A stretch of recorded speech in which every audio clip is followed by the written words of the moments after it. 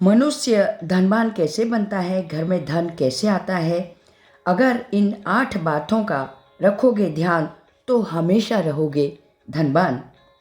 आज हम धनवान बनने के कुछ कारण इस वीडियो में, इस कहानी के माध्यम से आपको बताएंगे।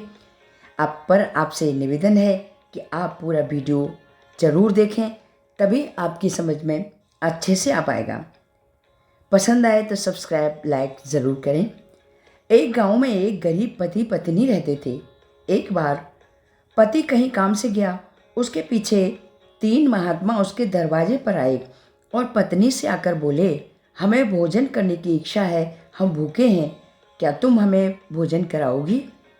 वह स्त्री बोली, जरूर महाराज, आइए आसन ग्रहण कीजिए, मैं भोजन बनाती हूँ। साधुओं ने पूछा, क्या तुम्हारे पति घर पर हैं? स्त्री ने कहा, नहीं महाराज, वो किसी काम से बाहर गए हैं। तो साधु बोले, हम ऐसे तुम्हारे घर में प्रवेश नहीं करेंगे। जब तुम्हारा पति आ जाएगा तभी हम भोजन करने घर में प्रवेश करेंगे। वो तीनों साधु बाहर इंतजार करने लगे। जब स्त्री का पति आया तो उसने अपने पति को वो सारी बातें बताईं। पति ने कहा कि तुम उन्हें भोजन करा देती, इसमें क्या बात थी? पत्नी ने कहा कि मैंने तो कहा था पर वो नहीं आए। अच्छा ठीक है, तुम ऐसा करो, अब जाओ और उनसे जाकर कहो कि मैं आ गया हूँ और उन्हें बुला लाओ। पत्नी ने बाहर जाकर कहा, महाराज, मेरे पति आ गए हैं, आप लोग चलिए और भोजन ग्रहण कीजिए।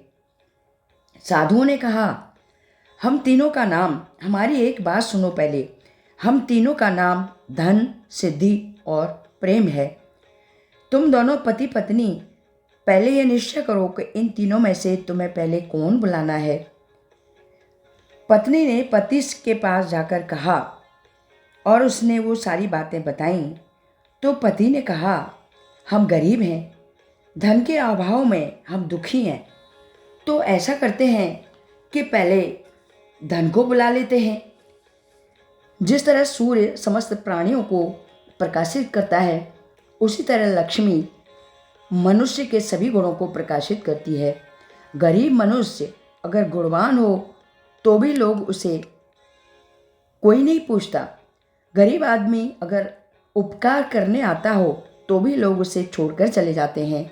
ऐसे जैसे कि बिना दक्षिणा के यज्ञ अधूरा है, बिना संतान के मनुष्य अधूरा है, बिना संतान के उसका वंश मर जाता है, और ऐसे ही बिना धन के मनुष्य मरा हुआ ही समझा जाता है, उसे कोई नहीं पूछता।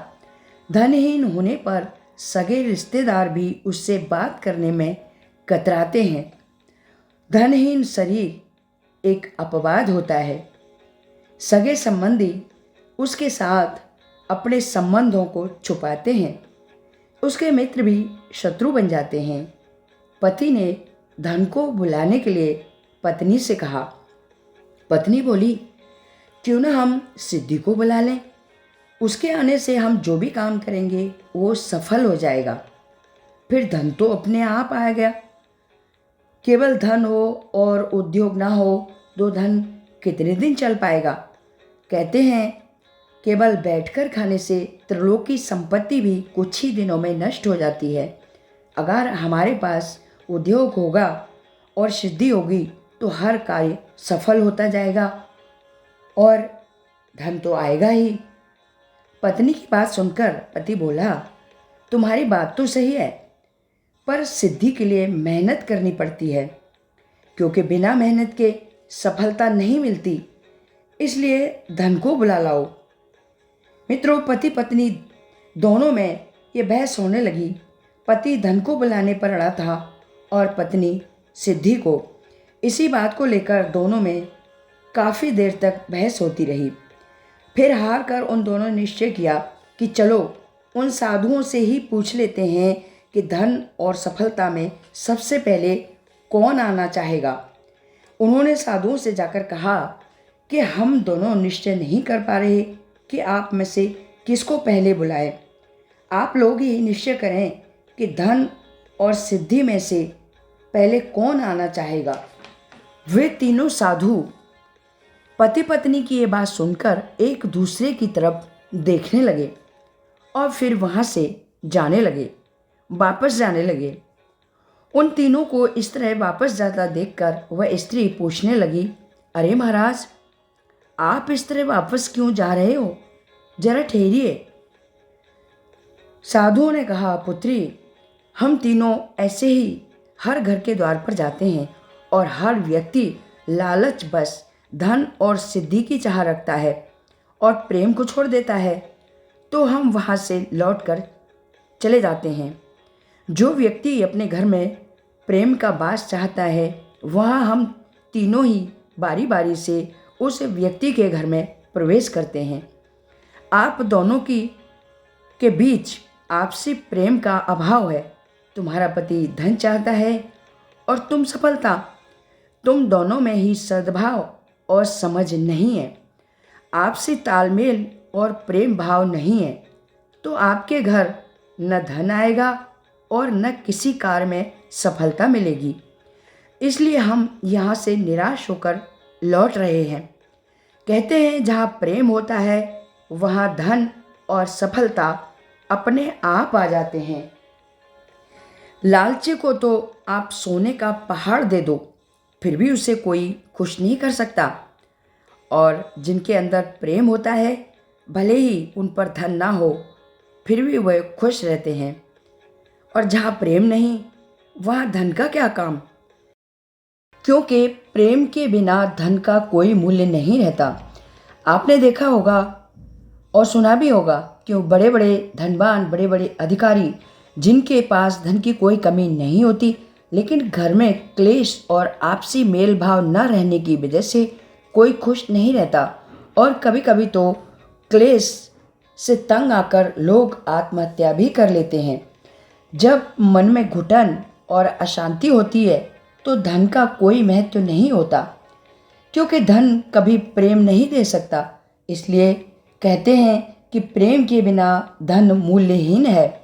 जिस तरह बुढ़ापा सौंदर्य खत्म कर देता है, आशा धैर्य का नाश कर देती है, मृत्यु प्राणों का नाश करती है, दोष देखने की आदत आने वाले धन का नाश करती है, क्रोध लक्ष्मी को नष्ट कर देता है, दुष्टों की सेवा करने से आपका अच्छा स्वभाव नष्ट हो जाता है।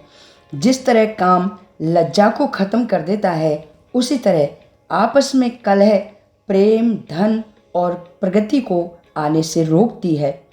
मनुष्य के घर में धन आने का कारण है उसके द्वारा किए गए शुभ कर्म। शुभ कर्म करने से लक्ष्मी की उत्पत्ति होती है, प्रतिभा से लक्ष्मी की वृद्धि होती है और चतुरता से वो सदैव घर में बनी रहती हैं। धनवान बनने के लिए इन 8 कामों को कभी नहीं करना चाहिए। पहला, शराब ना पिएं। दूसरा, कलह ना करें। तीसरा, समाज के साथ बैर ना बांधें। चौथा, पति पत्नी आपस में मतभेद पैदा ना करें।